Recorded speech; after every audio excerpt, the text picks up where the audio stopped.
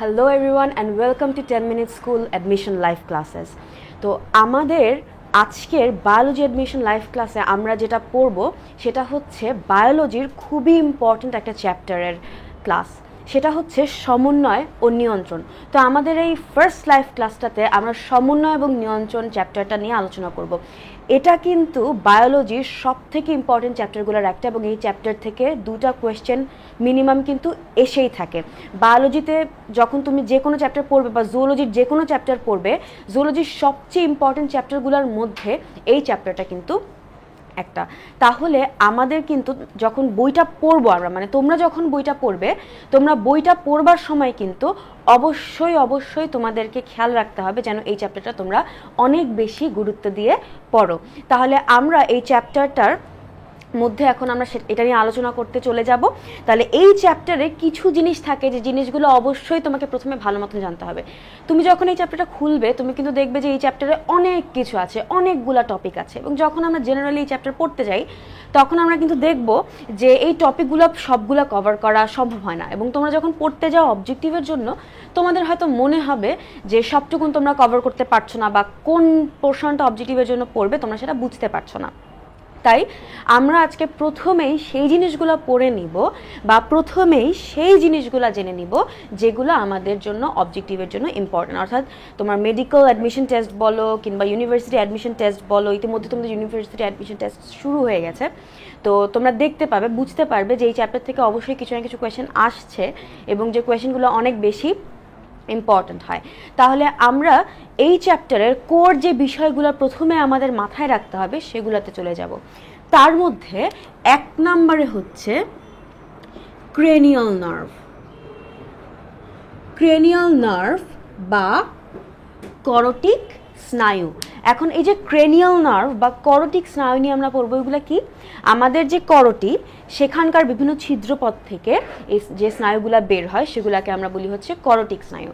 এখন আমরা জানি যে আমাদের প্রত্যেক হিউম্যান বিংয়ের 12 জোড়া করটিক স্নায়ু, অর্থাৎ 24টা করটিক স্নায়ু থাকে। কিন্তু এই 24টা করটিক স্নায়ুর নাম মনে রাখা এবং তাদের ফাংশন বা কাজ মনে রাখা আমাদের জন্য মোস্ট অফ দ্য টাইম অনেক বেশি কঠিন হয়ে যায়। তাহলে আমরা ফার্স্টে কি করব? ফার্স্টে এই চ্যাপ্টারের অন্যান্য ডিটেলসে ঢোকার আগে আমরা প্রথমেই কিন্তু করটিক স্নায়ু বা ক্রেনিয়াল নার্ভের যে নামগুলো আছে এবং তাদের ফাংশনগুলো আছে সেগুলো মনে রাখার একটা ছোট্ট টেকনিক দেখে নিব। তো আমি যখন পড়তাম আমি জেনারেলি এই রাইমটা দিয়ে কিন্তু মনে রাখতাম। তো ধরো ট্রল একটা মানুষ, তার একটা ট্রাক আছে। যখনই কোনো অপরচুনিটি তার আসে, বা যেগুলোকে বলি যে কোনো এমন কোনো একটা অকেশন যেটাতে কোনো একটা অপরচুনিটি তার আসতে পারে, সেরকম অপরচুনিটি যুক্ত কোনো অকেশনে ট্রলের ট্রাকটা কেমন যেন চলে না, অড বিহেভ করে, কোনো না কোনো সমস্যা থেকেই যায়। কিন্তু তারপরও যদিও মাঝে মাঝে ট্রলের ট্রাকের এরকম বিভিন্ন ধরনের সমস্যা থেকে যায়, তারপরও কিন্তু সেটা খুব ভালো একটা ভেহিকেল। তো তুমি যদি এই জিনিসটা মাথায় ঢুকাতে পারো, তাহলে আমি যে সেন্টেন্সটা এখন লিখবো সেই সেন্টেন্সটাও কিন্তু মাথায় অবশ্যই তুমি ঢুকাতে পারবে। তাহলে সেন্টেন্সটা হচ্ছে এরকম: all অপরচুন occasions trolls truck acts funny. Very good vehicle anyhow. তার মানে সমস্ত অকেশনে, যে অকেশনে অপরচুনিটি থাকতে পারে বা চালানোর অপরচুনিটি পেতে পারে, বা ভালো কোনো অপরচুনিটি যুক্ত অকেশনে ট্রলের ট্রাকটা কেমন ফানি বিহেভ করে, অর্থাৎ সে কাজ করতে চায় না বা তার কোনো সমস্যা হয়, কিন্তু তারপরও সেটাকে কিন্তু আমরা একটা ভালো ভেহিকেল বলতে পারি, কারণ অন্যান্য সময় সে কিন্তু ভালো মতোই চলে। তাহলে এটা দিয়ে আমরা কিভাবে ক্রেনিয়াল নার্ভ মনে রাখতে পারি আমরা সেটা এখন দেখব। অল এর উচ্চারণের সাথে মিল রেখে আমরা বুঝবো এটা হচ্ছে অলফ্যাক্টরি স্নায়ু। অপরচুন, দেখো শুরুতে অপ আছে তাই এটা হবে হচ্ছে অপটিক স্নায়ু। অকেশনস শুরুতে অক আছে তাই এটা হবে অকিউলোমোটর। ট্রলে হবে হচ্ছে ট্রক্লিয়ার, যেহেতু ট্র তাই ট্রক্লিয়ার। ট্রাক তাই ট্রাইজেমিনাল। অ্যাক্টসে হচ্ছে অ্যাবডুসেন্স। ফানি তে হচ্ছে ফেশিয়াল। ভেরি তে হবে হচ্ছে ভেস্টিবুলো ককলিয়ার। গুড এ হবে হচ্ছে গ্লসোফ্যারিঞ্জিয়াল।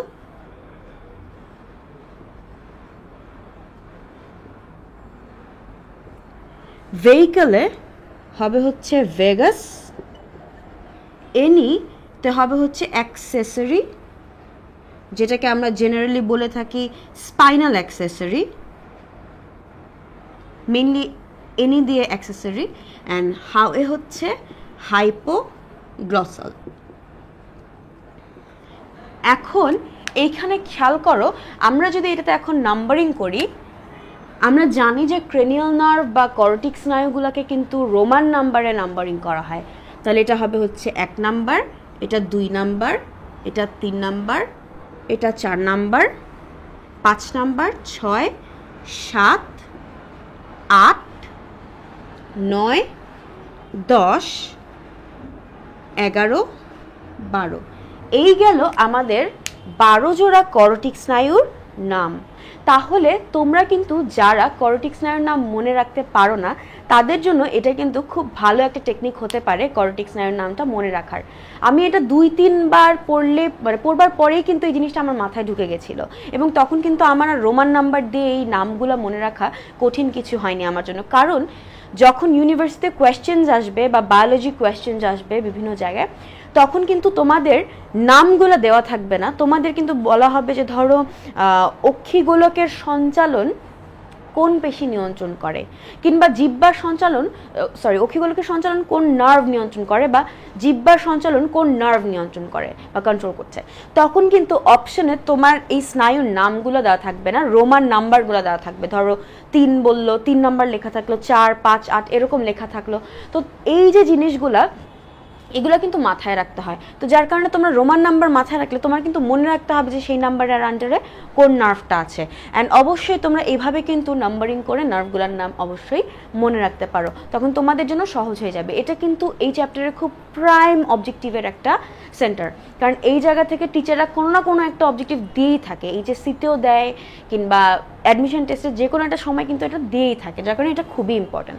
তাহলে আমাদের 1 নাম্বার ক্রেনিয়াল নার্ভ হচ্ছে অলফ্যাক্টরি নার্ভ, 2 নাম্বার নার্ভটা হচ্ছে অপটিক নার্ভ, 3 নাম্বার নার্ভটা হচ্ছে অক্লুমোটর, 4 নাম্বারটা হচ্ছে ট্রক্লিয়ার, 5 নাম্বারটা হচ্ছে ট্রাইজেমিনাল, 6 নাম্বারটা হচ্ছে অ্যাবডুসেন্স, 7 হচ্ছে ফেশিয়াল, 8 হচ্ছে ভেস্টিবুলো ককলিয়ার, 9 হচ্ছে glossopharyngeal, 10 vagus, 11 spinal accessory, 12 hypoglossal. তাহলে আমরা নামগুলো কিন্তু খুব ইজিলি মনে রাখতে পারলাম। এখন এই যে ক্রেনিয়াল নার্ভ বা করটিক স্নায়ু, এগুলার কিন্তু বিভিন্ন প্রকারভেদ থাকে। অর্থাৎ ধরো কেউ এখন আমার গালে থাপ্পড় দিল, কিংবা আমি কাউকে একটা ঘুষি দিলাম, তখন কি হবে বলো তো? এই যে সে ব্যথাটা পেয়েছে, সেই ব্যথার কারণে ধরো আমি যদি কাউকে ঘুষি দেই, তার মুখের এক্সপ্রেশন কিন্তু চেঞ্জ হয়ে যাবে, তাই না? এখন এই যে তার মুখের এক্সপ্রেশনটা চেঞ্জ হয়ে যাবে, এটা কিন্তু তুমি ঘুষিটা মারার কিছুক্ষণ পরে হয়। যদিও আমরা এইটা বুঝতে পারি না যে ঠিক কতক্ষণ পরে হচ্ছে, মনে হয় যে সাথে সাথে এক্সপ্রেশন দিচ্ছে, কিন্তু আসলে কিন্তু খুব অল্প সময়ের ব্যবধানে হলেও এই এক্সপ্রেশনটা কিন্তু পরে আসে। তার মানে যখন তুমি ফার্স্টে কাউকে ঘুষি দিচ্ছ, কিংবা ধরো কারো তুমি হাতে চিমটি কাটলে, তাহলে যে চিমটি কাটলে প্রথমে এখানে ব্যথা পাওয়ার যে ফিলিংটা বা যে অনুভূতিটা, সেটা কিন্তু প্রথমে এই চামড়া থেকে কই যাবে? মাথায়, অর্থাৎ সেন্ট্রাল নার্ভাস সিস্টেমে যাবে। এখন এই যে চিমটি কাটার ফলে কিংবা তুমি কাউকে ঘুষি দেওয়ার ফলে সে যে ব্যথা পেল, এটা মাথায় গেল, এবং আমাদের মস্তিষ্ক বা সেন্ট্রাল নার্ভাস সিস্টেম আমাদেরকে কি বলবে? বলবে যে তুমি ব্যথা পেয়েছো, অর্থাৎ সে আমাকে বুঝাবে বা সে বুঝবে যে এখানে এরকম একটা কিছু হয়েছে, যাতে কি হচ্ছে বলো তো, আমি ব্যথা পাচ্ছি।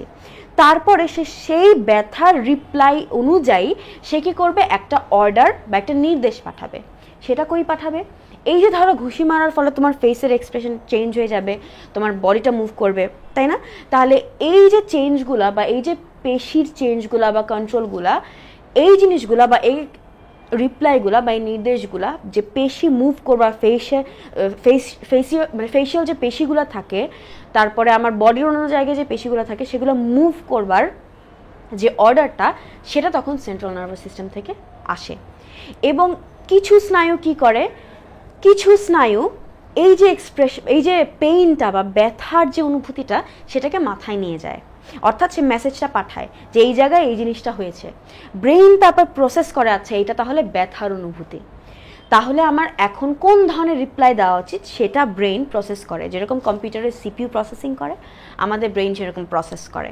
এবং তারপরে অনুভূতির ভিত্তিতে, কোন ধরনের অনুভূতি সেই ভিত্তিতে সে কী করে, কোন পেশিকে নাড়াতে হবে, কোন পেশিকে মুভ করতে হবে, সেই নির্দেশটা সে কী করে, মাথা থেকে পাঠায়। কোথায় পাঠায় বলো তো? যে যে পেশি মুভ করতে হবে সেই পেশির কাছে পাঠায়। তাহলে কিছু নার্ভ কি করে, আমার এই যে সংবেদী অঙ্গ, যে অঙ্গতে আমি কাজ করছি বা যে অঙ্গটা উদ্দীপনাটা বা ফিলিংটা অ্যাকসেপ্ট করছে, সেই অঙ্গকে বলা হয় সংবেদী অঙ্গ। এই সংবেদী অঙ্গ থেকে কিছু নার্ভ কি করে, এই অনুভূতিগুলা বা যেগুলোকে বলা হয় উদ্দীপনা, সেগুলোকে আমার সেন্ট্রাল নার্ভাস সিস্টেমে নিয়ে যায়। নিয়ে যাওয়ার পরে আমার সেন্ট্রাল নার্ভাস সিস্টেম কি করে, আমার সেন্ট্রাল নার্ভাস সিস্টেম একটা রিপ্লাই জেনারেট করে বা তৈরি করে, প্রসেস করে, এবং তারপরে কিছু নার্ভ কি করে, ওই রিপ্লাই বা ওই নির্দেশগুলোকে ক্যারি করে নিয়ে আসে বিভিন্ন অঙ্গে বা বিভিন্ন পেশির কাছে। তাহলে আমরা লিখতে পারি যে নার্ভগুলা সংবেদী অঙ্গ থেকে উদ্দীপনাগুলাকে ক্যারি করে এবং ক্যারি করে সেগুলোকে কোথায় নিয়ে যায়, সেগুলোকে নিয়ে যায় হচ্ছে মস্তিষ্কে। উদ্দীপনা ক্যারি করে এবং ক্যারি করে সেগুলোকে নিয়ে যায় হচ্ছে সেন্ট্রাল নার্ভাস সিস্টেমে। সেগুলোকে আমরা বলবো সেন্সরি নার্ভ। তাহলে সেন্সরি নার্ভ কি করছে, সেন্সরি নার্ভ সেন্স করতে পারছে, অর্থাৎ সংবেদী অঙ্গগুলো থেকে উদ্দীপনা বা সেন্সটাকে নিয়ে সেন্ট্রাল নার্ভাস সিস্টেমে নিয়ে যাচ্ছে। আর যে নার্ভগুলা কি করবে, সংবেদী অঙ্গ এই যে সেন্ট্রাল নার্ভাস সিস্টেমের মেসেজটা নিয়ে গেল, এখন সেন্ট্রাল নার্ভাস সিস্টেম থেকে একটা রিপ্লাই বা একটা নির্দেশ বিভিন্ন অঙ্গ বা সংশ্লিষ্ট অঙ্গে নিয়ে আসবে, সেগুলোকে বলা হয় হচ্ছে মোটর নার্ভ। তাহলে মোটর নার্ভ কি করছে, motor nerve central nervous system থেকে রিপ্লাইটা নিয়ে কোথায় নিয়ে আসছে, বিভিন্ন অঙ্গতে নিয়ে আসছে, বা যে অঙ্গটা পেশিকে সে কন্ট্রোল করবে সেই অঙ্গটাতে ওই রিপ্লাইটা বা ওই নির্দেশটা সেন্ট্রাল নার্ভাস সিস্টেম থেকে নিয়ে আসছে। এবং মিক্সড নার্ভ বলা হয় তাদেরকে, যে নার্ভগুলো একই সাথে সেন্সরি নার্ভ এবং মোটর নার্ভের মতন কাজ করে। তাহলে এই যে আমার 12 জোড়া কর্টিক স্নায়ু, দুই দিক থেকে 12টা 12টা করে বের হয়, সো 12 জোড়া। তাহলে এই যে 12 জোড়া কর্টিক স্নায়ু, এই 12 জোড়া কর্টিক স্নায়ুর মধ্যে কোনগুলো সেন্সরি, কোনগুলো মোটর, আর কোনগুলো সেন্সরি আর মোটর উভয় হিসেবে কাজ করবে, আমরা এখন সেটা দেখে নিব। তাহলে সেটার জন্য কিন্তু এক ধরনের রাইম আমরা দেখে নিতে পারি। সেই রাইমগুলো হচ্ছে, এস দিয়ে আমরা বুঝাবো সেন্সরি, এম দিয়ে আমরা বুঝাবো মোটর, আর বি দিয়ে আমরা বুঝাবো বোথ, অর্থাৎ যেটা সেন্সরি এবং মোটর উভয় হিসেবে কাজ করছে। তাহলে আমরা লিখে ফেলি, some say marry money, but my brother says big brain matters more.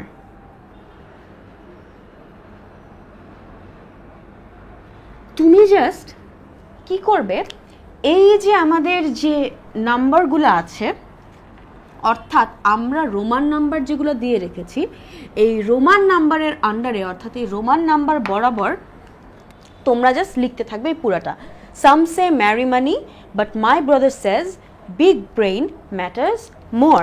তাহলে এইখানে খেয়াল করো, আমার এই টোটাল 2টা সেন্টেন্সে আমার কিন্তু 12টা ওয়ার্ড আছে। আর এই 12টা ওয়ার্ড তুমি যদি এই পরপর এই রোমান নাম্বারগুলোর আন্ডারে বসিয়ে থাকো, তাহলে কিন্তু তোমরা বুঝবে কোনটা সেন্সরি নার্ভ, কোনটা মোটর নার্ভ, আর কোনটা সেন্সরি অ্যান্ড মোটর দুইটাই, অর্থাৎ বোথ। এখানে খেয়াল করো, এস ফর সেন্সরি, যেসব ওয়ার্ড এস দিয়ে শুরু সেগুলো হবে হচ্ছে সেন্সরি নার্ভ। যেসব ওয়ার্ড এম দিয়ে শুরু সেগুলো হবে হচ্ছে মোটর নার্ভ। আর যেসব ওয়ার্ড বি দিয়ে শুরু সেগুলো হবে হচ্ছে বোথ, অর্থাৎ mix nerve, sensory and motor দুইটা হিসেবে কাজ করবে। তাহলে আমরা যদি এখন দেখি যে সেন্সরি অ্যান্ড মোটর কোনগুলো সেন্সরি বা কত নাম্বার নার্ভগুলো সেন্সরি অ্যান্ড কত নাম্বার নার্ভগুলো মোটর, আমরা যদি সেটা দেখতে চাই, খেয়াল করো সেন্সরি নার্ভ কোনগুলো আছে।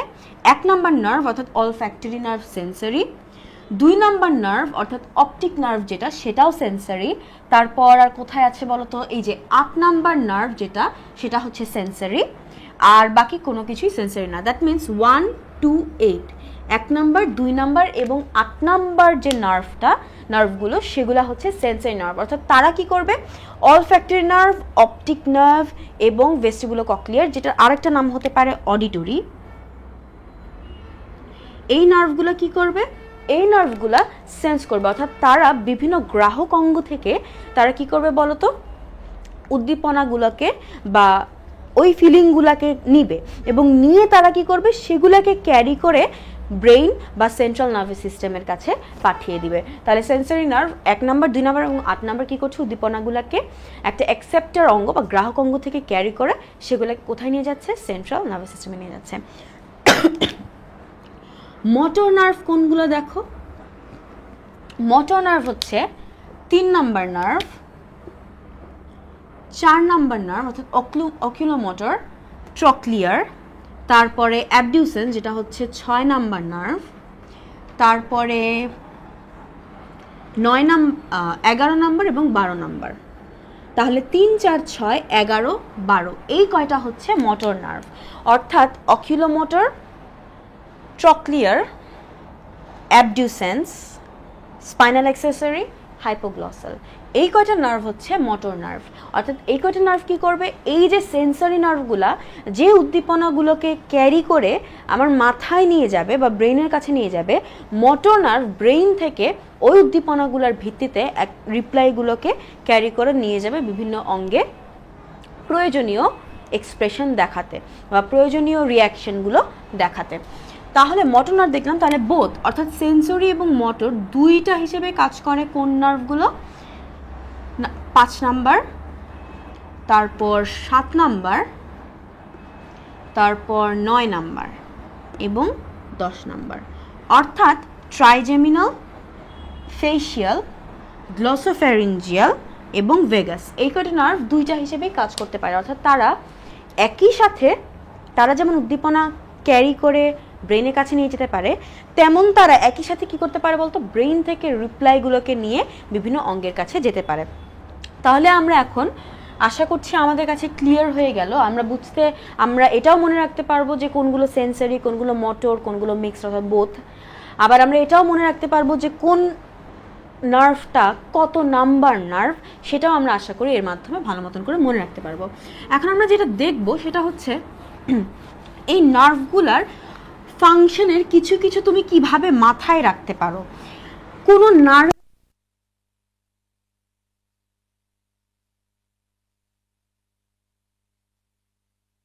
এর ফাংশন মাথায় রাখতে পারার খুব বড় একটা উপায় হচ্ছে সেই নার্ভগুলার নামগুলার অর্থটা জানা।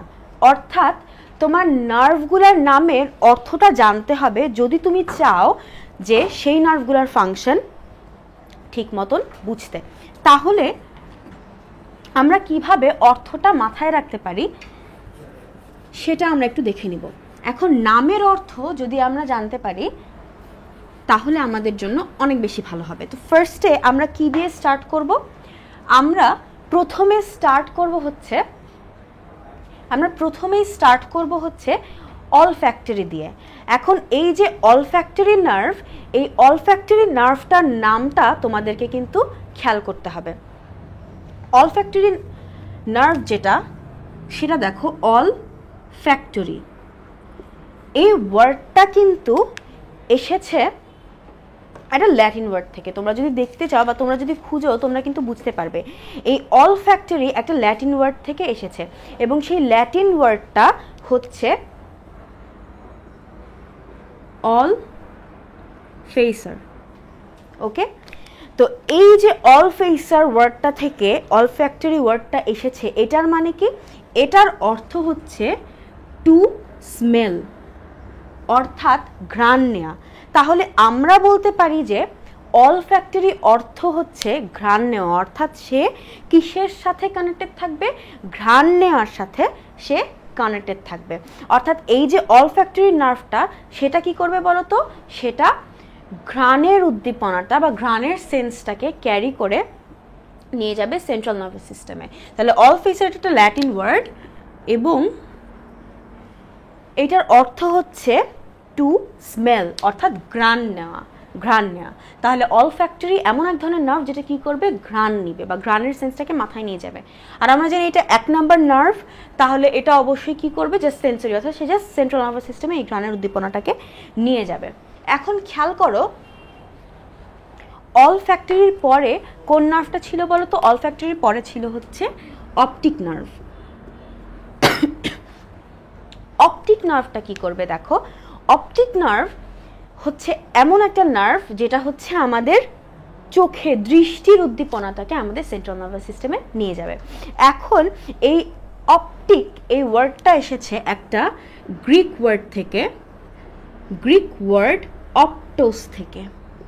অ্যান্ড এই অপটোস মানে হচ্ছে সিন, অর্থাৎ দেখা, দেখেছে বা দেখা এরকম। তাহলে আমরা বলতে পারি যে যেহেতু অপটোস অর্থাৎ সিন বা দেখা, তাই অপটিক নার্ভ কি করবে বলো তো? দৃষ্টির কাজটা করবে। তো দৃষ্টির উদ্দীপনাটাকে, তুমি যা দেখছো সেই উদ্দীপনাটাকে ব্রেনের কাছে পাঠাবে হচ্ছে অপটিক নার্ভ। আরেকটা ওয়ার্ড যেটা আমরা এরপরে দেখব সেটা হচ্ছে অকিউলোমোটর। এই যে অকিউলোমোটর নার্ভ, এই ওয়ার্ডগুলোর মিনিং যদি তোমরা বুঝতে পারো বা জানো বা মনে রাখতে পারো, তাহলে কিন্তু তোমরা দেখবে যে তোমাদের জন্য অনেক সহজ হয়ে গেছে এগুলোর ফাংশনটা বা এগুলোর কাজটা মনে রাখা। এই জন্য তোমাদের ওয়ার্ডের মিনিংগুলো বেশি বেশি করে জানা উচিত, কারণ বায়োলজিতে ইংলিশ ওয়ার্ডস অনেক বেশি যার কারণে তোমাদের কিন্তু ওয়ার্ডের মিনিংগুলো মাথায় রাখলে ফাংশনগুলো তোমরা অটোমেটিক্যালি মাথায় রেখে যাবে, এবং এখান থেকে কিন্তু অবজেক্টিভ আসার চান্স অনেক বেশি, যার কারণে এটা অনেক বেশি ইম্পর্টেন্ট। এবং এই চ্যাপ্টার স্টার্ট করবার সাথে সাথে কিন্তু তোমাদের অবশ্যই প্রথমে এই জিনিসটাকে ফোকাস করে এই জিনিসটাই ভালো মতন করে পড়তে হবে, কারণ এটা মনে না রাখলে বাকি কোনো কিছুই কিন্তু তোমার মনে থাকবে না, থাকার চান্স খুবই কম। আচ্ছা, তাহলে এই যে অকিউলোমোটর এসেছে ল্যাটিন ওয়ার্ড থেকে। ল্যাটিন ওয়ার্ড অকিউলাস মানে হচ্ছে আই বা চোখ।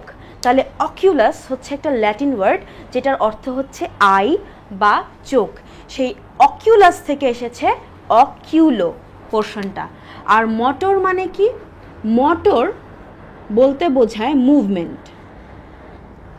মোটর বলতে বোঝায় মুভমেন্ট, অর্থাৎ কোনো কিছু মুভ করা বা এমন কিছু যেটা কি করে? মুভমেন্ট প্রডিউস করে। অর্থাৎ কোনো কিছুকে মুভ করা বা কোনো কিছুর যে চলন সেটাকে ইয়ে করা, ট্রিগার করা, সেগুলাকেই মানে সেটার অর্থ, মানে মোটর অর্থই হচ্ছে সেটা, যে কোনো কিছুর মুভমেন্টটাকে প্রডিউস করা বা মুভমেন্টটাকে ট্রিগার করা হচ্ছে মোটর। তাহলে অকিউলোমোটর পুরোটার অর্থ কি হতে পারে বলতো? আইয়ের মুভমেন্ট, রাইট? অর্থাৎ এমন একটা নার্ভ যে নার্ভটা আইয়ের মুভমেন্ট, অর্থাৎ যেটাকে তোমরা পড়বে বইয়ের মধ্যে এভাবে, অক্ষি গোলকের সঞ্চালন, এইভাবে তোমাদের বইয়ের মধ্যে আছে যে অকিউলোমোটর নার্ভটা কি করবে? অক্ষি গোলকের সঞ্চালনে ইউজড হবে। অর্থাৎ সে আমাদের যে চোখটা থাকে মানে অক্ষি গোলক, সেটাকে মুভ করতে এই অকিউলোমোটর ইউজড হবে। অর্থাৎ চোখের যে পেশিগুলো আছে সেই পেশিগুলোকে সে কী করবে, মুভ করবে। সেই পেশিগুলো মুভমেন্টের মাধ্যমে এই চোখটা কী করবে, বিভিন্ন দিকে নড়বে। তাহলে অকিউলোমোটর অর্থ আমরা জানলাম। এরপরে আমরা যেটা দেখব সেটা হচ্ছে ট্রক্লিয়া। ট্রক্লিয়া অর্থটা কি, বা ট্রক্লিয়ার যে নার্ভ আমরা দেখলাম, ট্রক্লিয়া অর্থটা কি আমরা সেটা দেখব। ট্রক্লিয়া অর্থ হচ্ছে এমন কিছু যেটা পুলির মতন, সামথিং লাইক আ পুলি। পুলি জিনিসটা কি, ওই যে কুয়া থেকে পানি তুলবার জন্য এক ধরনের মেশিন ইউজ করা হয় না, যে রশি একদিকে থাকে এবং একটা চাকার মতন থাকে, রশি তুমি যখন টানো ওই চাকাটা ঘুরে এবং নিচে যে বালতিটা থাকে সেটা কি হয়, আস্তে আস্তে তুমি যখন রশি টানছো ওই চাকা ঘোরার সাথে সাথে রশিটা কি করছে, ওই বালতিটাকে উপরে নিয়ে আসছে। ওই জিনিসগুলোকে বলা হয় হচ্ছে পুলি। ওই মেকানিজমটা মানে ওই মেশিনটা হচ্ছে একটা পুলি। তাহলে ট্রক্লিয়া হচ্ছে পুলির মতন কিছু একটা। এবং ট্রক্লিয়া কি করবে বলো তো, ট্রক্লিয়া যেটা করবে এটাও কিন্তু তোমার চোখের যে পেশিটা সেটাকে কি করবে, কন্ট্রোল করবে। এরপরে আমরা যেটা দেখবো সেটা হচ্ছে ট্রাইজেমিনাল। এবং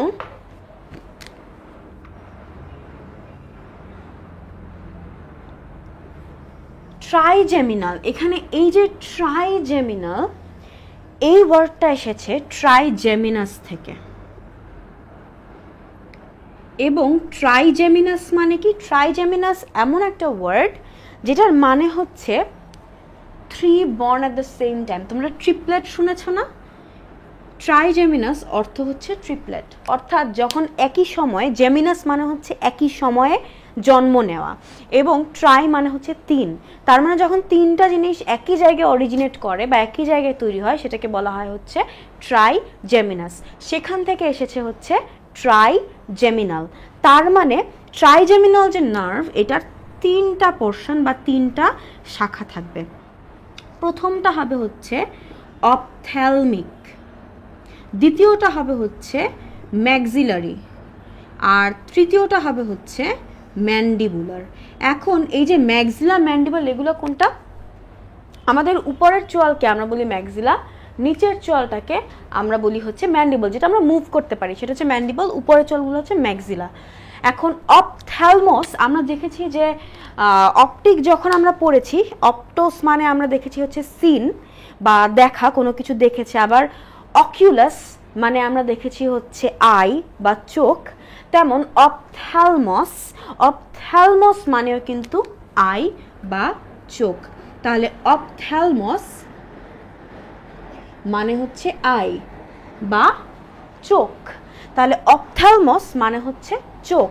তাহলে অপথ্যালমিক নার্ভ কি করবে, এটাও চোখের পেশির মুভমেন্টে হেল্প করবে। ম্যাক্সিলারি কি করবে, ম্যাক্সিলারি আমরা জানি ম্যাক্সিলারিকে উপরের চোয়াল, এবং ম্যাক্সিলারি কি করবে, উপরের ও নিচের চোয়ালের মুভমেন্ট টাকে কন্ট্রোল করবে হচ্ছে ম্যাক্সিলারি নার্ভ। এবং এই যে অপথ্যালমিক আর ম্যাক্সিলারি দুটাই কিন্তু সেন্সরি নার্ভ, ওয়্যারএস এই যে ম্যান্ডিবুলার, এই ম্যান্ডিবুলার কিন্তু সেন্সরি মোটর উভয় হিসেবে কাজ করতে পারে। এবং এই ম্যান্ডিবুলার নার্ভ কিন্তু তোমার বিভিন্ন চোয়ালের বা নিচের অংশের অংশে যে মুভমেন্টটা, সেই মুভমেন্টটা কিন্তু এই ম্যান্ডিবুলারটা কন্ট্রোল করবে। তাহলে আমরা ট্রাইজেমিনাস যেটা, সেটার অর্থটা জানি। জেমিনাস মানে হচ্ছে born at the same time, একই সময় জন্মগ্রহণ করা, অ্যান্ড ট্রাই মানে হচ্ছে তিন। তার মানে তিনটা জিনিস একই জায়গায় অরিজিনেট করলে বা একই সাথে কোনো জায়গা থেকে বের হলে সেটাকে বলা হয় ট্রাইজেমিনাস। ট্রাইজেমিনালের আন্ডারে এই জন্য আমরা দেখি যে তিনটা নার্ভ ট্রাইজেমিনালের তিনটা অংশ হিসেবে কাজ করে, এখান থেকে তিনটা নার্ভ বের হয়, তিনটা ডিফারেন্ট কাজ করে। তাহলে আমরা বুঝলাম যেটাকে কেন ট্রাইজেমিনাস বলা হয়। আর অ্যাবডিউসেন্সটা আমরা লাস্টে দেখব। অ্যাবডিউসেন্স যেটা,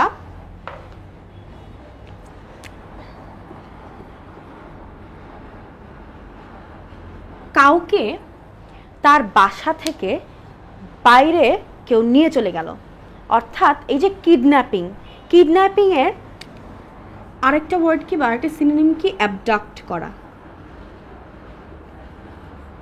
অর্থাৎ কোথাও নিয়ে যাওয়া জোর করে।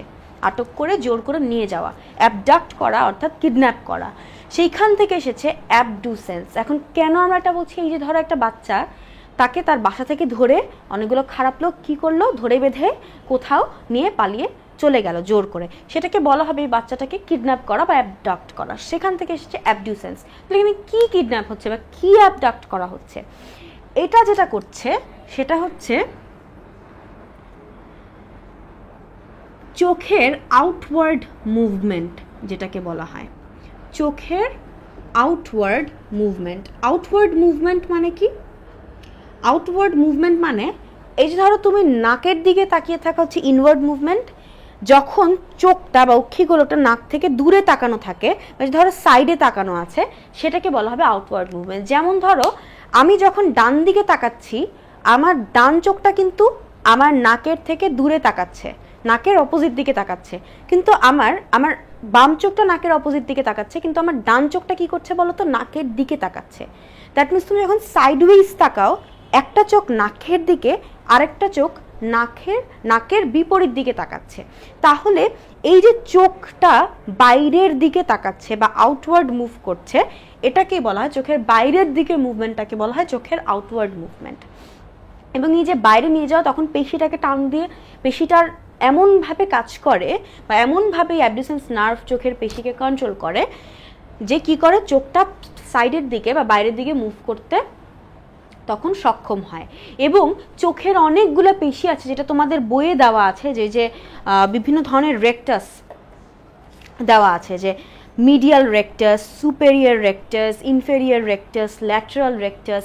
এই রেকটাসগুলোর মধ্যে অ্যাবডিউসেন্স যেটা কন্ট্রোল করে সেটা হচ্ছে ল্যাটারাল রেকটাস।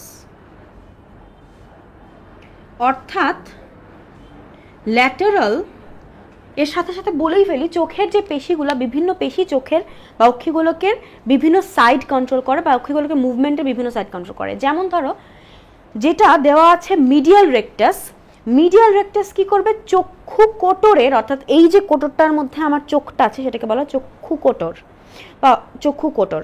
এই কোটর যেটা অক্ষিকোটর, এই অক্ষিকোটরের ভিতরের দিকে চোখের মুভমেন্টটাকে কন্ট্রোল করবে হচ্ছে মিডিয়াল রেকটাস, অর্থাৎ মধ্যের দিকে সে কী করবে, মধ্যে বা ভিতরের দিকে। মিডিয়াল মানে মধ্যে বা ভিতরের দিকে, তাহলে চোখটাকে কী করবে, মধ্যে বা ভিতরের দিকে মুভ করতে সে হেল্প করবে।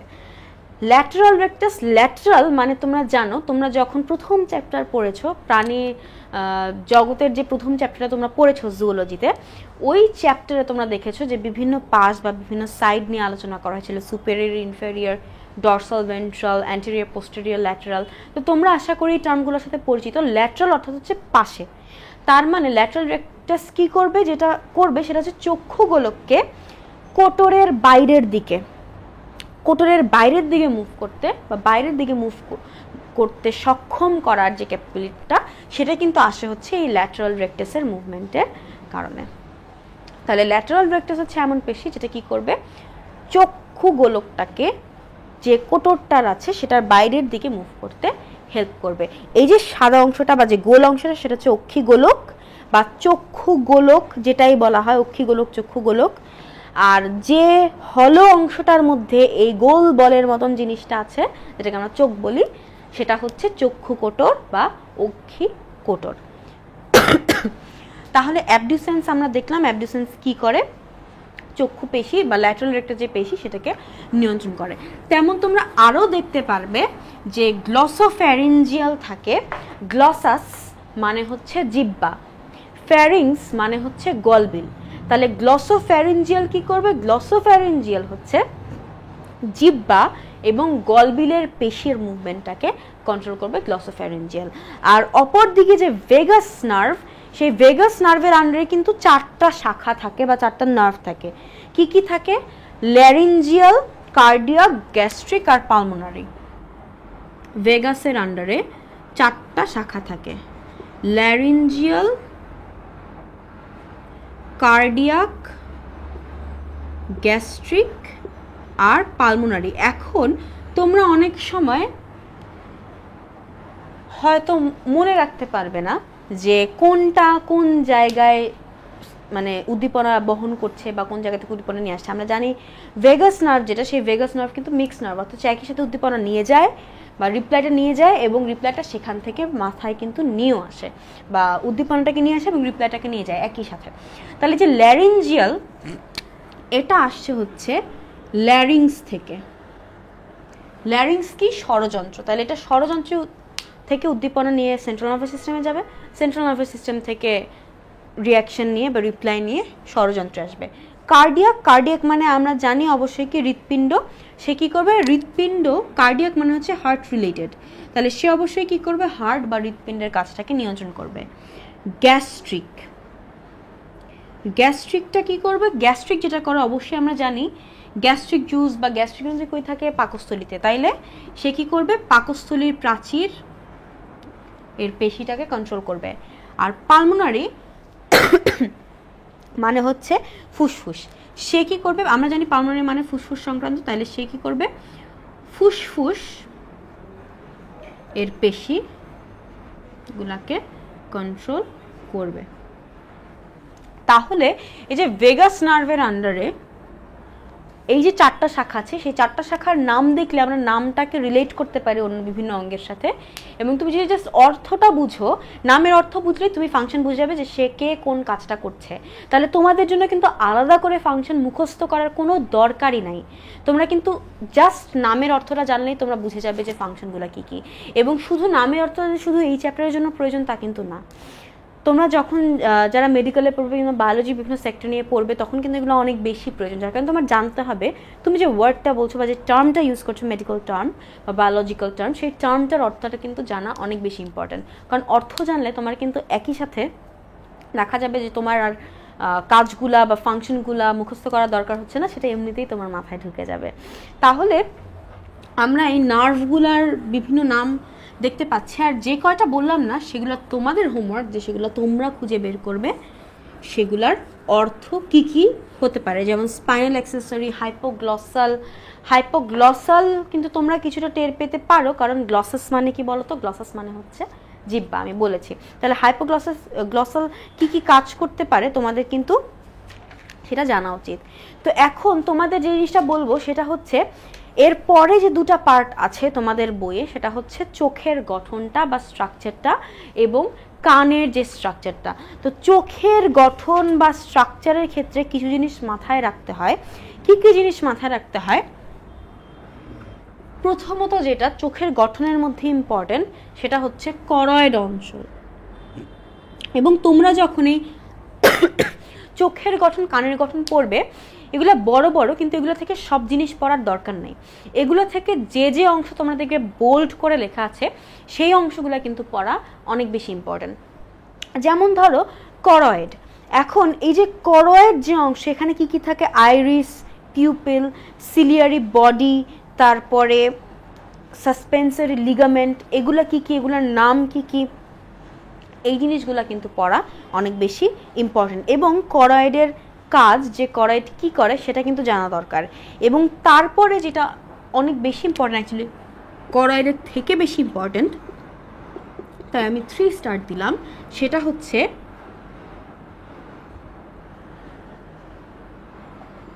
রড কোষ ভার্সেস কোন কোষ।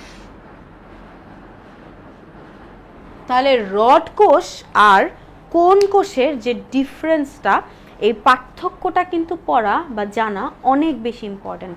রড কোষ কি করে, কোন কোষ কি করে, এবং রড কোষের সাথে কোন কোষের কিন্তু অনেক ডিফারেন্স আছে। তো এই যে রেটিনা যখন তোমরা পড়বে, রেটিনাতে কিছু পোর্শন থাকে যেটা অনেক বেশি ইম্পর্টেন্ট, কিছু কিছু পয়েন্ট, যেমন হচ্ছে অন্ধবিন্দু আর পিতবিন্দু। এই অন্ধবিন্দু আর পিতবিন্দুর পয়েন্টটা কিন্তু অনেক বেশি ইম্পর্টেন্ট, অবজেক্টিভে আসতে পারে। অন্ধবিন্দু কেন আমরা সেটাকে বলি অন্ধবিন্দু? কারণ এই অন্ধবিন্দুর আমরা জানি আলোক যে সংবেদনাগুলা, সেই আলোর সংবেদনাগুলা কিছু কোষ অ্যাকসেপ্ট করে সেগুলোকে আমাদের ব্রেইনে পাঠায়। তো এই অন্ধবিন্দু হচ্ছে একমাত্র স্পট বা একমাত্র জায়গা যেখানে কোনো আলোক সংবেদী কোষ থাকে না, এই জন্যই আমরা এই অংশটাকে বলি অন্ধবিন্দু। এবং এই যে অন্ধবিন্দু, এই অন্ধবিন্দুতে অপটিক স্নায়ু কানেক্টেড হয়। তাহলে অন্ধবিন্দু হচ্ছে অপটিক নার্ভ কানেকশনের জায়গা, অপটিক নার্ভ কানেকশনের স্থান হচ্ছে অন্ধবিন্দু। তাহলে এই অন্ধবিন্দুটা কি করবে? অন্ধবিন্দুতে কোনো সংবেদী, আলোক সংবেদী যে কোষগুলো থাকে, রড কোষ বা কোন কোষ, এই অন্ধবিন্দুতে কোনো কোষ থাকে না। এই অন্ধবিন্দুতে জাস্ট অপটিক নার্ভটা কানেক্টেড থাকে, এই জন্য আমরা এটাকে বলি অন্ধবিন্দু।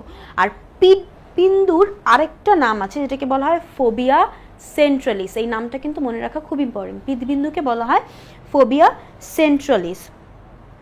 এবং সবচেয়ে স্পষ্ট প্রতিবিম্ব এই পিতবিন্দুতে তৈরি হয়। এই জন্য এই পিতবিন্দু হচ্ছে একটু হলুদ অঞ্চল। পিত মানে হচ্ছে হলুদ, তার মানে অক্ষে গোলকের যে অংশটা একটু হলুদ হবে, সেই হলুদ অঞ্চলে কি হয় বলতো? পিতবিন্দুতে সবচেয়ে ক্লিয়ার প্রতিবিম্ব তৈরি হয়। পিতবিন্দুতে সবচেয়ে ক্লিয়ার প্রতিবিম্ব তৈরি হয় এবং এটার আরেকটা নাম হচ্ছে ফোবিয়া সেন্ট্রালিস। তাহলে অবজেক্টিভে আসতেই পারে যে অক্ষিগোলকের কোন অংশে সবচেয়ে ক্লিয়ার প্রতিবিম্ব তৈরি হয়, কোন অংশে অপটিক নার্ভ কানেক্টেড থাকে, কিংবা কোন অংশে কোনো আলোক সংবেদী কোষ থাকে না। তাহলে এই জিনিসগুলো কিন্তু মাথায় রাখা খুবই ইম্পর্টেন্ট। এরপরে আমরা জানি রড কোষ এবং কোন কোষের যে পার্থক্যটা, সেটা ইম্পর্টেন্ট। তো এখন এই যে রড কোষ আর কোন কোষের যে পার্থক্যটা, সেটা আমরা একটু দেখে নিব। তো আমরা জানি যে ফোবিয়া সেন্ট্রালিস অঞ্চলে সবচেয়ে স্পষ্ট প্রতিবিম্ব গঠিত হয়। তো এখন রঙের ভিত্তিতে যদি আমরা বলি, কোন কোষ, যেটা দেখো রড কোষ হচ্ছে সাদা কালো প্রতিবিম্ব বা সাদা কালো ইমেজ, ঠিক আছে? সাদা কালো ইমেজ বা সাদা কালো যে প্রতিবিম্ব, সেটা গঠন করে হচ্ছে রড কোষ। অ্যান্ড কোন কোষ কতে কোন, কতে কালারফুল। তাহলে কালারফুল প্রতিবিম্ব গঠন করবে হচ্ছে কোন কোষ?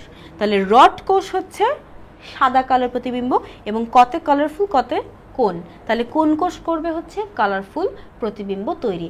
এছাড়া সংখ্যাটা, রড কোষের সংখ্যা থাকে 120 ইন্টু 10⁶, অর্থাৎ যদি আমি ইংলিশে লিখি 120 ইন্টু 10⁶, অনেকগুলো রড কোষ। ওয়ারেস কোন কোষের সংখ্যা হচ্ছে মাত্র 7 ইন্টু 10⁶। দ্যাট মিনস আমাদের চোখে সবচেয়ে বেশি থাকে কোন কোষ?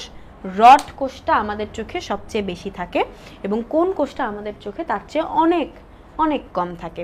তাহলে এই যে রড কোষ, এই রড কোষ কিন্তু ফোবিয়া সেন্ট্রালিস, যেটা পিতবিন্দুতে কিন্তু রড কোষ থাকে না। ওয়ারেস পিতবিন্দুতে সবচেয়ে বেশি থাকে হচ্ছে কোন কোষ, এবং কোন কোষ পিতবিন্দুতে সবচেয়ে বেশি থাকার কারণে সবচেয়ে ক্লিয়ার যে প্রতিবিম্ব, সেটা কিন্তু পিতবিন্দুতে তৈরি হয়। তাহলে আমরা এখন বুঝলাম যে পিতবিন্দুতে কেন সবচেয়ে ক্লিয়ার প্রতিবিম্ব তৈরি হয়। কারণ পিতবিন্দু সেটা একটু হলুদ অঞ্চল, তাই সেটাকে আমরা পিতবিন্দু বলি, কারণ পিত মানে হচ্ছে হলুদ, এবং সেই অঞ্চলে সবচেয়ে ক্লিয়ার প্রতিবিম্ব তৈরি হয়, সেটাকে ফোবিয়া সেন্ট্রালিস বলা হয়। এবং কেন সেই অঞ্চলে সবচেয়ে স্পষ্ট বা ক্লিয়ার প্রতিবিম্ব তৈরি হয়? কারণ সেখানে কোন কোষ থাকে এবং কোন কোষ সবচেয়ে বেশি পিতবিন্দুতে থাকে এবং কোন কোষ কোন ধরনের প্রতিবিম্ব তৈরি করে? কালারফুল প্রতিবিম্ব তৈরি করে। এই জন্য ফোবিয়া সেন্ট্রালিস বা পিতবিন্দুতে সবচেয়ে কালারফুল বা সবচেয়ে ক্লিয়ার স্পষ্ট প্রতিবিম্বটা পিতবিন্দুতে তৈরি হয়। এছাড়া আরও কিছু জিনিস তোমরা দেখতে পারবে, যেটা হচ্ছে রঞ্জক পদার্থ। রঞ্জক পদার্থের নাম কিন্তু এই রড এবং কোন, এই নামগুলোর সাথে মিলে যাবে। যেমন রড কোষ যে রঞ্জক পদার্থ ক্ষরণ করে সেটাকে বলা হয় রোডপসিন, কোন কোষ ক্ষরণ করে হচ্ছে আয়োডপসিন। তাহলে এই যে নামগুলা, এই নামগুলো তোমাদের কিন্তু মাথায় রাখা অনেক বেশি ইম্পর্ট্যান্ট। তাহলে আমরা এই যে বেসিক কিছু জিনিস, এই বেসিক কিছু জিনিস আমরা জেনে নিলাম, বা এই বেসিক কিছু রড কোষ এবং কোন কোষের ডিফারেন্স আমরা জেনে নিলাম। সংখ্যা, কোন ধরনের প্রতিবিম্ব তৈরি করে, কোনখানে বেশি থাকে, এই তিনটা জিনিসই রড এবং কোন কোষ থেকে আমাদের জানতে হবে।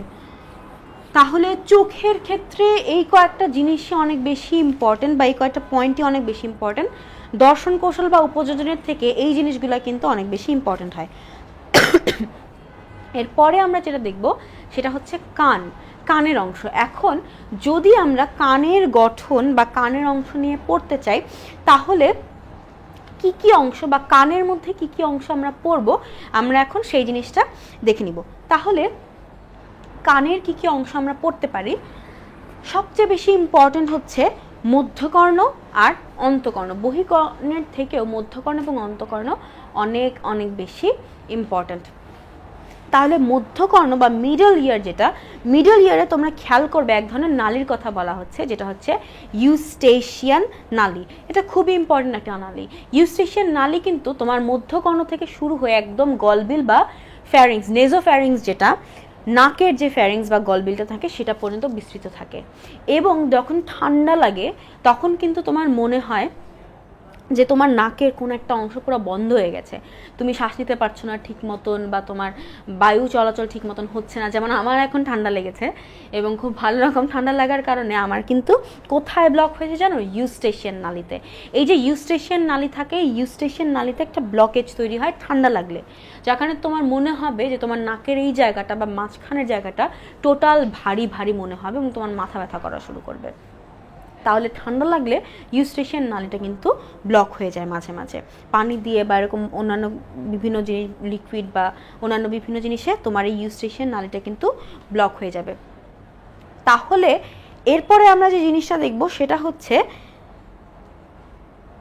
অন্তকর্ণ। অন্তকর্ণের যে অংশগুলো আমরা দেখব, সেই অন্তকর্ণের অংশগুলোর মধ্যে কি কি জিনিস আমরা দেখব হচ্ছে first of all macula. Macula জিনিসটা কি? ম্যাকুলা হচ্ছে কতগুলা সংবেদী কোষ, এগুলো অন্তকর্ণের ভিতরে থাকে। ম্যাকুলা হচ্ছে কতগুলো সংবেদী কোষ যেগুলো অন্তকর্ণের ভিতরে থাকে। এখন এই সংবেদী কোষগুলোর সাথে সাথে কিন্তু কিছু রোম থাকে। তোমরা খেয়াল করতে পারবে, তোমরা যখন যে গ্রাসহপার যখন তোমরা পড়েছিলে, যখন গ্রাসহপার পড়েছিলাম, সেখানে কিন্তু তোমরা একটা জিনিস দেখতে পেরেছিলে যে যত কোষ থাকে, কিংবা ধরো হাইড্রা, এই সংবেদী কোষগুলোর সাথে সাথে কিন্তু একটা লোমের মতন বা রোমের মতন অংশ কিন্তু যুক্ত থাকে। তাহলে এই যে লোমের মতন অংশগুলো যুক্ত থাকে, এগুলোর কাজ কি? এগুলা যেটা করে সেটা হচ্ছে সংবেদনাগুলা বা উদ্দীপনাগুলোকে ক্যাপচার করে। এই লোমগুলার কাজই হচ্ছে তাহলে উদ্দীপনাগুলোকে ক্যাপচার করা। তাহলে কানের ভিতরে যদি উদ্দীপনাগুলোকে কেউ ক্যাপচার করতে চায় বা কান ক্যাপচার করতে চায়, সে কি করবে বলতো? এই যে রোমগুলা, এই রোমগুলার মুভমেন্টের কারণে সে উদ্দীপনাগুলো আমার কানের নার্ভ যেটা সেটা ক্যাচ করবে। তাহলে কানের মধ্যে ম্যাকুলা নামের যে কোষগুলো থাকে সেগুলোর সাথে লোম কানেক্টেড থাকে। এবং এই টোটাল জিনিসটা বা কানের ভিতরে এক ধরনের লিকুইড পদার্থ থাকে, সেই লিকুইড পদার্থের নাম হচ্ছে অটোলিথ বা ওটোলিথ বলে অনেকে। অটোলিথ, এই যে অটোলিথ, এটা কানের মধ্যে থাকে লিকুইড, যেটাতে ম্যাকুলা রোমগুলো সহ নিমজ্জিত থাকে।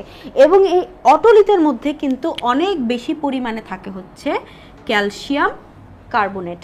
তাহলে অটোলিথ কি? অটোলিথ হচ্ছে অন্তকর্ণে এক ধরনের লিকুইড, এবং সেই লিকুইডের মধ্যে ম্যাকুলার যে রোমগুলো থাকে সেই রোমগুলো এই লিকুইডের মধ্যে নিমজ্জিত অবস্থায় থাকে। এবং এই লিকুইডের বিভিন্ন চেঞ্জের কারণেই কিন্তু দেখা যায় যে এই রোমগুলা সংবেদনাটাকে ক্যাপচার করতে পারে বা ধরতে পারে।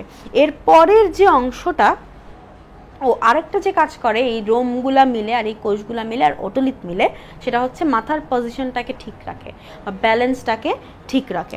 এরপরে ইউট্রিকুলাসে বিভিন্ন অংশ তোমরা দেখবে যে অ্যাম্পুলা কি, তারপরে ক্রিস্টি কি, অর্ধবৃত্তাকার নালী কি। তোমরা যদি জাস্ট ইমেজটা দেখো, যে কানের যে ইমেজ, সেই কানের চিত্রটা যদি তোমরা একটু ভালো মতন দেখো, ভালো মতন পড়ো, তাহলেই কিন্তু তোমাদের জন্য অনেক হেল্প হবে। তাহলে কিন্তু তোমরা মোটামুটি বুঝতে পারবে আর কি যে কোন জায়গায় কোন জিনিসটা আছে বা কোন পার্টের নাম কি। তোমরা যদি জাস্ট মিলিয়ে মিলিয়ে পড়ো তাহলে তোমরা বুঝতে পারবে, কোনো সমস্যা হবে না। তো কানের স্ট্রাকচারটা কিন্তু অনেক বেশি ইম্পর্ট্যান্ট এই জায়গাটা, স্পেশালি মধ্যকর্ণটা।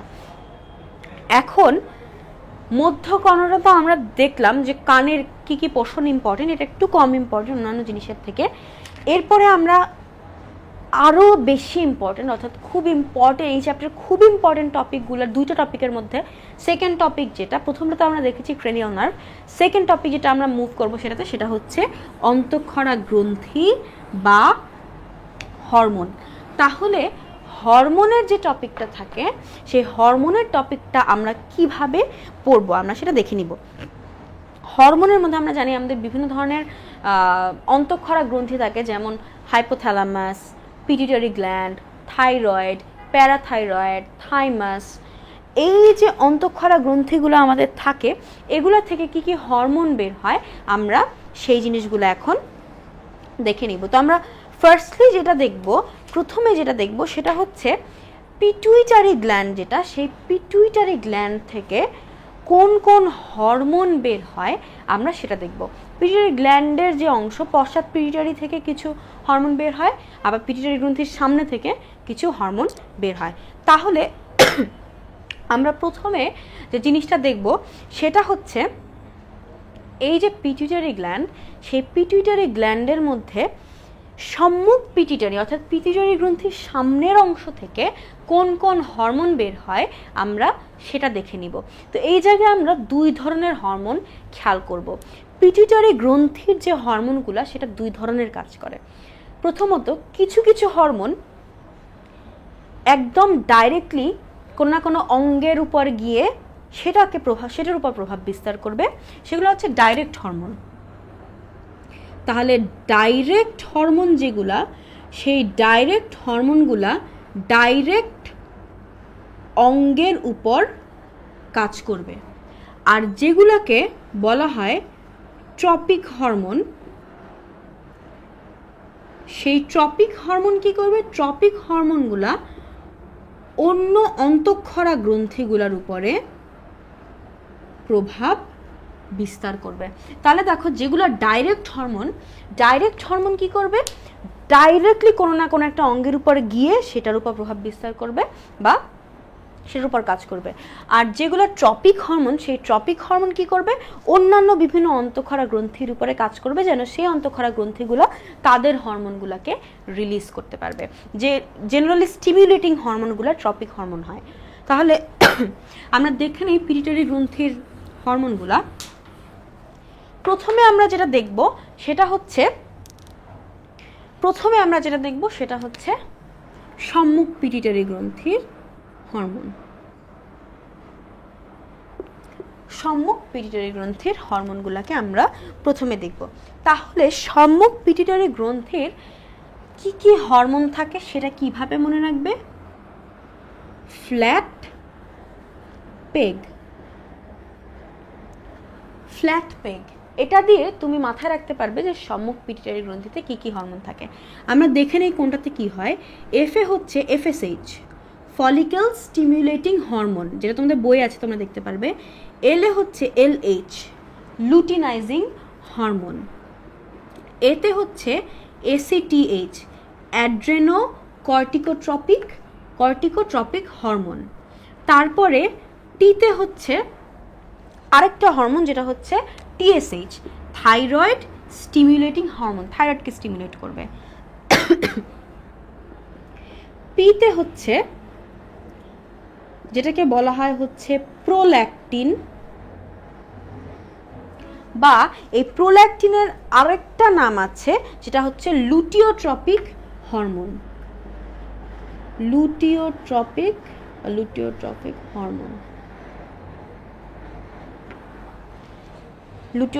হরমোন। ইতে একটা নাম আছে যেটা হচ্ছে এন্ডরফিন, পেপটাইড হরমোন যেটাকে বলা হয় এন্ডরফিন। আর জিতে হচ্ছে গ্রোথ হরমোন,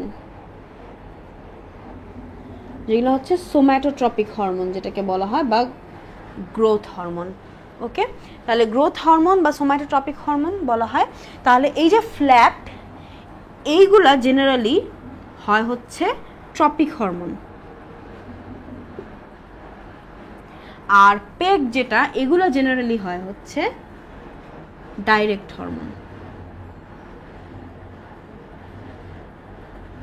ওকে, তাহলে tropic hormone and direct hormone আমরা দেখে নিলাম, এবং ফ্ল্যাট পেগ এগুলো হচ্ছে সম্মুখ পিটুইটারি থেকে বের হয়। এবং পশ্চাৎ পিটুইটারি গ্রন্থি থেকে তাহলে কি কি হরমোন বের হতে পারে আমরা এখন সেই জিনিসটা দেখে নেব। পশ্চাৎ পিটুইটারি গ্ল্যান্ড, যেটা মানে পিটুইটারি গ্রন্থির যে পশ্চাৎ অংশ, সেই পশ্চাৎ অংশ থেকে কি কি বের হয়? অ্যাডক্স। এডিএইচ হরমোন অ্যান্টিডায়ারেটিক হরমোন, আর অক্সে হচ্ছে অক্সিটোসিন। তাহলে অ্যান্টিডায়ারেটিক হরমোন আর অক্সিটোসিন এই দুটো জিনিস কিন্তু বের হয় হচ্ছে পিটুইটারি গ্রন্থির পশ্চাৎ অংশ থেকে। এডিএইচ এর আরেকটা নাম আছে ভ্যাসোপ্রেসিন। তাহলে এডিএইচকে কিন্তু ভ্যাসোপ্রেসিনও বলা হয়। তাহলে ভ্যাসোপ্রেসিন অর্থাৎ অ্যান্টিডায়ারেটিক হরমোন বা এবং অক্সিটোসিন এই দুইটা বের হয় হচ্ছে পশ্চাৎ পিটুইটারি গ্রন্থি থেকে। তাহলে তোমরা এগুলার জাস্ট ফাংশনগুলো দেখলেই বুঝবে যে কোনটা কি কাজ করছে। যেমন যেগুলো ট্রপিক হরমোন, যেমন ধরো থাইরয়েড স্টিমুলেটিং হরমোন, এটা কি করবে? থাইরয়েডকে স্টিমুলেট করবে এবং থাইরয়েডের যে হরমোনগুলো আছে সেগুলো ক্ষরণ করতে তাকে স্টিমুলেট করবে বা ট্রিগার করবে। তারপরে ফলিকেল স্টিমুলেটিং হরমোন, এটা কি করবে? ফলিকেল স্টিমুলেটিং হরমোনটা ফলিকেল জেনারেশনে স্টিমুলেট করবে। অর্থাৎ এটা যে ওভারিতে যে ফলিকেলের বৃদ্ধিটা বা এস্ট্রোজেন বা ওভিউলেশন সৃষ্টি বা ওভিউলেশনের স্টেপটা এটাতে কিন্তু অনেক বেশি প্রভাব বিস্তার করে। আমরা সেটা নেক্সট চ্যাপ্টারে দেখব যখন আমরা মানব জীবনের ধারাবাহিকতা পড়ব তখন। তাহলে আমরা দেখে নিলাম পিটুইটারি গ্ল্যান্ড থেকে কোন কোন হরমোন বের হয়। নেক্সট যে জিনিসটা আমরা দেখব সেটা হচ্ছে হাইপোথ্যালামাস, যেটা হাইপোথ্যালামাস থেকে কোন কোন হরমোন বের হয় আমরা সেটা দেখে নিব। তাহলে এই যে হাইপোথ্যালামাস, এই হাইপোথ্যালামাস থেকে কি কি বের হয় সেটা আমরা মনে রাখতে পারবো আরেকটা লাইন দিয়ে।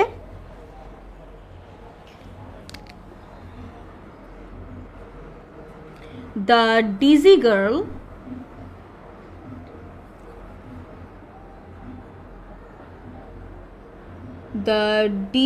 Girl said, "Get out and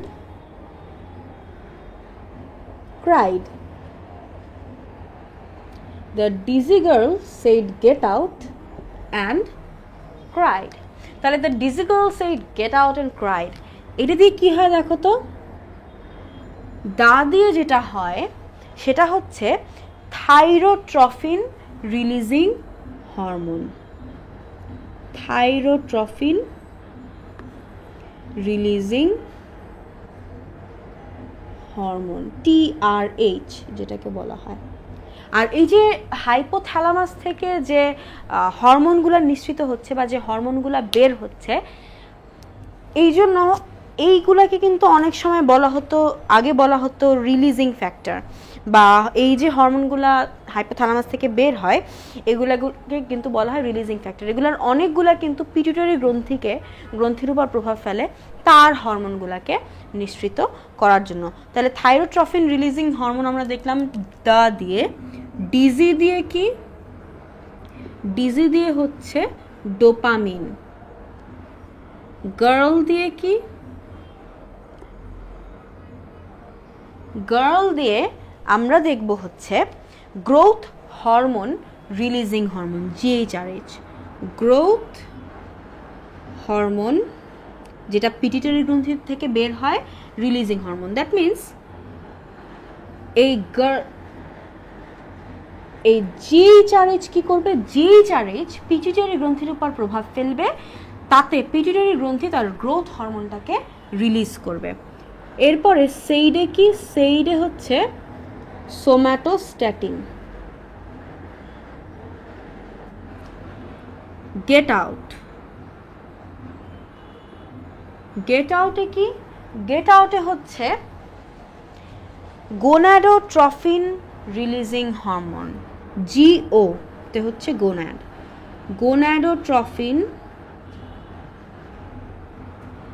releasing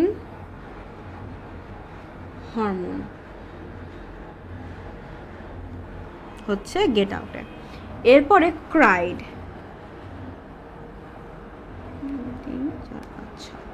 ক্রাইডে কি হবে? ক্রাইডে হচ্ছে corticotrophin releasing hormone. Corticotrophin releasing hormone. তাহলে দেখো এই 6টা হরমোন কিন্তু জেনারেলি হাইপোথ্যালামাস থেকে বের হয়। The dizzy girl said get out and cried, এটা দিয়ে কিন্তু তোমরা মনে রাখতে পারবে হাইপোথ্যালামাস থেকে কোনগুলা বা কোন হরমোনগুলো বের হচ্ছে। দাতে হচ্ছে থাইরোট্রফিন রিলিজিং হরমোন, ডিজিতে হচ্ছে ডোপামিন, গার্লে হচ্ছে গ্রোথ হরমোন রিলিজিং হরমোন, সেইডে হচ্ছে সোম্যাটোস্ট্যাটিন, গেটাতে হচ্ছে গোনাডোট্রফিন রিলিজিং হরমোন, ক্রাইডে হচ্ছে কর্টিকোট্রফিন রিলিজিং হরমোন। তাহলে এই যে হরমোনগুলোকে রিলিজিং ফ্যাক্টর বলা হয় কারণ সেটা অন্যান্য অন্তঃক্ষরা গ্রন্থির উপর প্রভাব বিস্তার করে তাদের হরমোনগুলা রিলিজ করতে। তাহলে আমরা হাইপোথ্যালামাসেরগুলো দেখে নিলাম। এরপরে তোমাদের বইয়ে অন্যান্য বিভিন্ন গ্রন্থির যে হরমোনগুলো কোন কোন হরমোন রিলিজ হয় সেটাও কিন্তু দেওয়া আছে। তার মধ্যে এই যে থাইরয়েড গ্রন্থি, তোমরা কিন্তু নামের সাথে হরমোনের নামের কিন্তু মিল পাবে। যেমন থাইরয়েড গ্রন্থি থেকে কোনটা বের হয়? থাইরক্সিন, থাইরয়েড তাই থাইরক্সিন। তারপরে হচ্ছে থাইমাস তাই থাইমোসিন, এরকম নামের সাথে তোমরা মিল পাবে এবং নামটা দেখে হরমোনের নাম দেখে কিন্তু তোমরা গেস করতে পারো যে এটা কোনখান থেকে এসেছে। কারণ এই যে হাইপোথ্যালামাস কিংবা পিটুইটারি গ্ল্যান্ডের যে হরমোনগুলো সেগুলোর সাথে কিন্তু তুমি তাদের নাম মিল করতে পারবে না বা মিলাতে পারবে না, কিন্তু এগুলোর সাথে কিন্তু মিলাতে পারবে। যেমন থাইরয়েড গ্রন্থি থেকে যে হরমোনগুলো বের হয় সেটা হচ্ছে থাইরক্সিন, ট্রাই আয়োডোথাইরোনিন আর থাইরো ক্যালসিটোনিন। সব জায়গায় থাইরো এই ওয়ার্ডটা কিন্তু আছে থাইরয়েড গ্রন্থির হরমোনগুলোতে। এই যে থাইরক্সিন সে কি করবে? অবশ্যই যখন বাচ্চা হওয়ার পরে মায়েদের যে ব্রেস্ট মিল্ক প্রোডাকশন সেটাতে কিন্তু এই থাইরয়েড হরমোনটা অনেক বেশি প্রভাব ফেলে। প্লাস যে আয়োডিন বিপাক, সেই আয়োডিন বিপাকেও কিন্তু এই থাইরক্সিন হরমোনটা প্রভাব ফেলে। প্লাস আমাদের রিপ্রোডাক্টিভ অর্গানগুলার ডেভেলপমেন্টেও কিন্তু থাইরক্সিন হরমোনটা প্রভাব ফেলে। ট্রাই আয়োডোথাইরোনিন, এখানে কি আছে বলতো? আয়োডো আছে, দ্যাট মিনস এটা কি করবে? অবশ্যই এটার মেজর কাজ হচ্ছে আয়োডিন বিপাক। তারপরে হচ্ছে Thyro calcitonin, calcitonin that means যেহেতু ক্যালসি আছে তার মানে এটা অবশ্যই কি করবে? ক্যালসিয়াম বিপাক বা ক্যালসিয়াম বিপাক না, ক্যালসিয়াম শোষণ ক্ষমতা রিলেটেড কিছু একটা কাজ সে করবে। তাহলে এগুলো দিয়ে তোমরা কিন্তু মনে রাখতে পারো যে কোন হরমোন কোন কাজ করছে। তোমরা যদি জাস্ট নামটা একটু ভালো মতন করে খেয়াল করো তাহলেই তোমরা মনে রাখতে পারবে। তারপর প্যারাথাইরয়েড থেকে প্যারাথ হরমোনটা বের হয়। প্যারাথ হরমোনের কাজ ফসফেট, ক্যালসিয়াম এগুলা শোষণ ক্ষমতা বৃদ্ধি করা, রেচনের সাথে রিলেটেড এই জিনিসগুলো কিন্তু তোমরা দেখতে পারো। তারপর থাইমাস থেকে থাইমোসিন, এটা কিন্তু অবশ্যই আমরা জানি যে আমরা পড়েছিলাম রক্ত চ্যাপ্টারে যে লিম্ফোসাইটগুলো যেগুলো থাকে, টি লিম্ফোসাইট, বি লিম্ফোসাইট, এগুলো কিন্তু থাইমাসে সৃষ্টি হচ্ছে। তাহলে এই যে থাইমাসের মধ্যেই লিম্ফোসাইটগুলো সৃষ্টি হয় তার মানে অবশ্যই থাইমোসিন হরমোনটা একটা মেজর কাজ কি? মেজর কাজ হচ্ছে লিম্ফোসাইট অ্যান্টিবডি এগুলো জেনারেট করতে হেল্প করা। আচ্ছা, এরপরে আইলেটস অফ ল্যাঙ্গারহ্যান্সে অবশ্যই ইনসুলিন, গ্লুকাগন, তারপর সোম্যাটোস্ট্যাটিন এগুলো আমরা জানি এগুলো থাকবে। তারপর হচ্ছে অ্যাড্রেনাল গ্ল্যান্ডের মধ্যে যে হরমোনগুলো সেখান থেকে বের হয় সেগুলো ইন্টারেস্টিং। অ্যাড্রেনাল গ্ল্যান্ড কিন্তু টুপির মতন, যেগুলো দুইটা অ্যাড্রেনাল গ্ল্যান্ড থাকবে দুইটা কিডনির উপরে। আর এগুলোর মধ্যে আমরা জানি অ্যাড্রেনাল গ্ল্যান্ডের দুটো অংশ থাকবে, একটা হচ্ছে কর্টেক্স আর একটা হচ্ছে মেডুলা অংশ। কর্টেক্সটা হচ্ছে বাইরের দিকের অংশ আর মেডুলাটা হচ্ছে ভিতরের দিকের অংশ অ্যাড্রেনাল গ্ল্যান্ডের। তো অ্যাড্রেনাল গ্ল্যান্ডের বাইরের দিকের অংশ অর্থাৎ কর্টেক্স থেকে যে হরমোনগুলো বের হয় সেগুলো সবগুলোর লাস্টে কিন্তু কর্টিকয়েড এই টার্মটা থাকে, কর্টিকয়েড। তাহলে আমরা কিন্তু এই জিনিসটা বলতেই পারি অ্যাড্রেনাল গ্ল্যান্ড যেটা থাকে, অ্যাড্রেনাল গ্ল্যান্ডের দুইটা অংশ থাকে, একটা হচ্ছে কর্টেক্স আর মেডুলা। তাহলে অ্যাড্রেনাল গ্ল্যান্ডের যে কর্টেক্স অংশটা থাকে সেই কর্টেক্স থেকে যে হরমোনগুলো বের হয় সেই হরমোনগুলোর লাস্টে কর্টিকয়েড এই টার্মটা কিন্তু থাকে। তাহলে কর্টিকয়েড থাকলে তোমরা কিন্তু কোনো হরমোনের লাস্টে কর্টিকয়েড থাকলে তোমরা বুঝবে সেটা হচ্ছে অ্যাড্রেনাল কর্টেক্স থেকে বের হয়েছে। যেমন গ্লুকোকর্টিকয়েড, মিনারেলোকর্টিকয়েড, গোনাডোকর্টিকয়েড। আর এই যে গ্লুকোকর্টিকয়েড অবশ্যই সেটা গ্লাইকোজেনের সাথে রিলেটেড। তারপরে এই যে মিনারেলোকর্টিকয়েড অবশ্যই সেটা বিভিন্ন ধরনের মিনারেল, যেমন সোডিয়াম ক্লোরাইড বলো, তারপরে পটাশিয়াম বলো, এগুলোর সাথে কিন্তু সে রিলেটেড হবে। তারপরে গোনাডোকর্টিকয়েড অবশ্যই আমাদের যে যৌন অঙ্গ, জনন অঙ্গ যেটা গোনাড, সেগুলোর সাথে রিলেটেড হবে গোনাডোকর্টিকয়েড। গোনাড হচ্ছে তোমার যে গ্রন্থিটা ওই প্রজনন রিলেটেড বা রিপ্রোডাকশন রিলেটেড হরমোনগুলো তোমার রিলিজ করে, সেটা হচ্ছে গোনাড। তারপরে মেরুলক্ষরিত হচ্ছে দুইটা, একটা হচ্ছে এপিনেফ্রিন আর একটা হচ্ছে নর এপিনেফ্রিন। তো এগুলো কিন্তু রক্তচাপের সাথে অনেক বেশি রিলেটেড। লাস্ট যে টপিকটা এই চ্যাপ্টারের আমরা কভার করব সেটা হচ্ছে নিউরো ট্রান্সমিটার। তো নিউরো ট্রান্সমিটারের টপিকটা কিন্তু অনেক বেশি ইম্পর্টেন্ট, সব বইটা দেওয়া থাকে না। 3টা টার্ম আমরা দেখব, একটা হচ্ছে নিউরো ট্রান্সমিটার, আরেকটা হবে হচ্ছে নিউরো হরমোন, এবং লাস্টে যেটা সেটা হবে হচ্ছে নিউরো সিক্রেশন।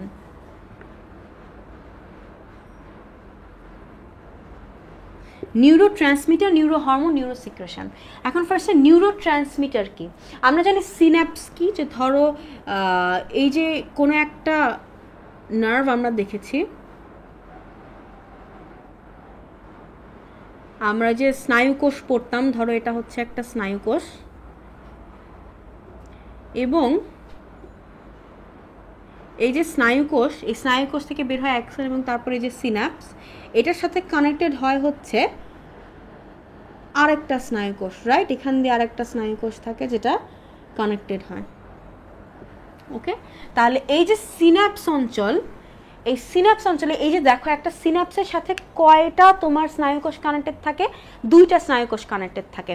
তো এই যে একটা সিনাপসের সাথে 2টা স্নায়ুকোষ কানেক্টেড থাকে, এই সিনাপসের সাথে প্রথম সিনাপসের আগের স্নায়ুকোষটাকে বলা হয় হচ্ছে প্রি সিনাপটিক নিউরন, সিনাপসের পরের স্নায়ুকোষটাকে বলা হয় হচ্ছে পোস্ট সিনাপটিক নিউরন। ধরো উদ্দীপনা এই স্নায়ুকোষ থেকে বা এই নিউরন থেকে এই নিউরনে পাস করলো, তাহলে যে নিউরন থেকে উদ্দীপনা পাস করবে সেটাকে বলা হবে প্রি সিনাপটিক নিউরন, আর যে নিউরনে উদ্দীপনা পাস করবে সেটাকে বলা হবে পোস্ট সিনাপটিক নিউরন।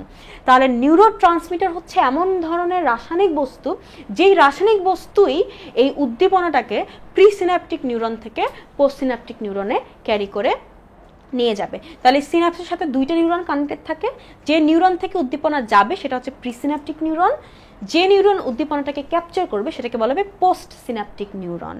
এবং উদ্দীপনাটা যাবে কি হবে? এক ধরনের রাসায়নিক পদার্থের মাধ্যমে, সেই রাসায়নিক দ্রব্যকে বলা হবে নিউরো ট্রান্সমিটার। তাহলে নিউরো ট্রান্সমিটার কি করবে? অবশ্যই সে উদ্দীপনা ক্যারি করে নিয়ে যাবে, সে সিনাপসে এসে মুক্ত হবে। এবং পোস্ট সিনাপটিক নিউরনে কিছু রিসিভার থাকে, যে রিসিভারগুলো কি করে বা রিসেপ্টরগুলো কি করে, ওই নিউরো ট্রান্সমিটারগুলোকে ক্যাপচার করে বা গ্রহণ করে। এবং এই যে নিউরো ট্রান্সমিটার, এই রাসায়নিক দ্রব্যগুলাই অনেক সময় দেখা যায় যে তারা রক্তে রিলিজড হয়, এবং নার্ভ থেকে যখন তারা রক্তে রিলিজড হয় তখন তারা রক্তের মাধ্যমে ক্যারিড হয়ে তারা কিন্তু হরমোনের মতন আচরণ করে। এই জন্যই এই অনেক নিউরো ট্রান্সমিটারকে অনেক সময় বলা হয় নিউরো হরমোন, যখন তারা হরমোনের মতন কাজ করে রক্তে রিলিজড হয়ে। যেমন আমরা পড়েছি এপিনেফ্রিন, তারপরে নর এপিনেফ্রিন বা নন এপিনেফ্রিন, তারপরে ডোপামিন, আমরা এই যে এপিনেফ্রিন এটসেট্রা আরও বেশ কিছু থাকে, এগুলো হচ্ছে নিউরো হরমোন, যেগুলো কিন্তু নিউরো ট্রান্সমিটার, কিন্তু তারা যখন রক্তে রিলিজড হয় হরমোনের মতন তারা কাজ করতে পারে, এগুলোকে বলা হচ্ছে নিউরো হরমোন। অর্থাৎ সব নিউরো ট্রান্সমিটার কিন্তু নিউরো হরমোন হবে না, কিন্তু সব নিউরো হরমোন কিন্তু নিউরো ট্রান্সমিটার হবে। আর নিউরো সিক্রেশনটা কি? নিউরো সিক্রেশন হচ্ছে যখন দেখা যাবে যে স্নায়ু বিভিন্ন প্রান্ত থেকে কিছু রাসায়নিক দ্রব্য বের হয়, এবং বের হয়ে আইদার সে কোষের বাইরে বিভিন্ন তরল, যেমন ধরো প্লাজমা বা অন্যান্য বহিঃকোষীয় তরল, লিম্ফ, এগুলোতে যদি তারা কাজ করে, কিংবা ডাইরেক্ট কোনো একটা অঙ্গে গিয়ে সে কাজ করলো, তখন সেগুলোকে বলা হয় নিউরো সিক্রেশন। তাহলে এগুলোর মাধ্যমেই কিন্তু, এই টপিকগুলোর মাধ্যমেই আমাদের আজকের প্রথম লাইফ ক্লাসটা অর্থাৎ এই চ্যাপ্টারটা কিন্তু শেষ হয়ে গেল। তাহলে এই চ্যাপ্টারে আমরা শুরু থেকে কি পড়লাম? আমরা শুরু থেকে পড়লাম হচ্ছে তোমার করটিক যে স্নায়ু থাকে, সেই করটিক স্নায়ু বা ক্রেনিয়াল নার্ভগুলোর নাম আমরা পড়লাম। ক্রেনিয়াল নার্ভগুলোর নাম পড়বার পরে কোনটা সেন্সরি, কোনটা মোটর, কোনটা মিক্স নার্ভ সেটাও কিন্তু আমরা দেখলাম। তারপরে আমরা আরও দেখলাম বিভিন্ন হরমোন, কোন জায়গা থেকে কোন হরমোন বের হয় সেটা আমরা দেখলাম। চোখের থেকে কী কী পড়তে হবে, কান থেকে কী কী পড়তে হবে, আমরা কিন্তু সেই জিনিসগুলোও দেখে নিলাম। তাহলে এই চ্যাপ্টারের মূল জিনিসগুলো আমাদের পড়া শেষ এবং আমাদের ফার্স্ট লাইফ ক্লাসটাও কিন্তু শেষ হয়ে যাচ্ছে। তাহলে আমাদের আশা করছি যে তোমাদের এই লাইফ ক্লাসে বা এই চ্যাপ্টার রিলেটেড যত কোয়েশ্চেন্স ছিল বা কী কী পড়তে হবে, তোমরা যে কনফিউশনস ছিল কিংবা কিভাবে পড়তে হবে, অনেক কিছু হার্ড করা ছিল। আশা করছি কিছু টিপস অ্যান্ড ট্রিক্সগুলো তোমাদের দেখানো হয়েছে, আশা করছি সেই টিপস অ্যান্ড ট্রিক্সগুলো হেল্পফুল হয়েছে। তাহলে তোমরা ভালো থাকো, তোমরা সাথেই থাকো এবং তোমাদের সাথে দেখা হবে নেক্সট লাইফ ক্লাসে আরও 2টা গুরুত্বপূর্ণ চ্যাপ্টার নিয়ে। ততক্ষণ তোমরা কিন্তু কোথাও যেও না, অ্যান্ড নেভার স্টপ লার্নিং।